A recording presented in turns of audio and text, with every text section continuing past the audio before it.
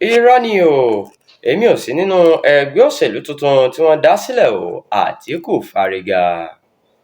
Ìgbákejì ààrẹ orílẹ̀-èdè yìí nígbà kan rí Atiku Abubakar ti sọ pé irọ́ tó jìnnà sóòótọ́ ni pé òun náà wà nínú àwọn tó dá ẹgbẹ́ òṣèlú tuntun All Democratic Alliance ADA kalẹ̀.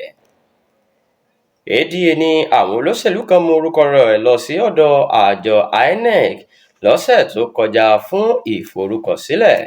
Wọ́n ní òun ni wọ́n fẹ́ lò láti kojú ẹgbẹ́ òṣèlú APC àti ààrẹ Tinubu nínú ìdìbò ọdún 2027. Ṣùgbọ́n akọ̀wé ìròyìn fún Atiku, Demola Ọlárẹ̀wájú ṣàlàyé pé àgbáríjọ àwọn olóṣèlú ìyẹn Nigerian National Coalition Group tí wọ́n fẹ́ lo ADA kò tíì fẹnu ọ̀rọ̀ jóná. Ó ní àwọn tó wà nínú NNCG kò tíì fọwọ́ sí orúkọ tí wọ́n fẹ́ pe ẹgbẹ́ òṣèlú tuntun ọ̀hún. Nígbà tí àsìkò bá sì tó, gbogbo ayé ni yóò gbọ́ nípa ìpinnu wọn. Ìwádìí fi hàn pé bí àwọn tó wà nínú NNCG ṣe ń sọ pé Atiku àtàwọn èèyàn bíi David Mark àti Aminu Tambuwa wà lára àwọn tó dá ìpayín keke sílẹ̀ nínú ẹgbẹ́ PDP.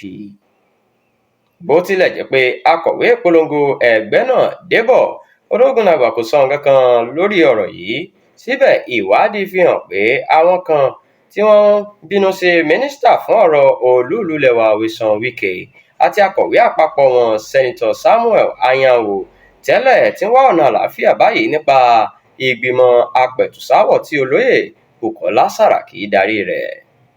Àmọ́ ṣá, ọ̀kan lára àwọn ọ̀rẹ́ Atiku, ọ̀jọ̀gbọ́n Túndé Ọlásùnlé, ti sọ pé ẹgbẹ́ PDP gan-an ló kó ara rẹ̀ sínú wàhálà tó wà yìí. Ó ní lẹ́yìn ìdìbò abẹ́lé ṣáájú ìdìbò ààrẹ lọ́dún 2022 ni ìyapa ti dé sínú ẹgbẹ́ náà, ṣùgbọ́n tí wọn kò tètè wá nǹkan ṣe sí i. Ọlásùnlé sọ síwájú pé tí Peter Obi bá ti lè gbà láti darapọ̀ mọ́ àwọn tó ń kórajọ báyìí, àbùṣe ti bùṣe. Atiku kò sì ní bá èyíkéyìí nínú àwọn ọmọlẹ́yìn rẹ̀ sọ̀rọ̀ pé kí wọ́n má kúrò nínú ẹgbẹ́ PDP.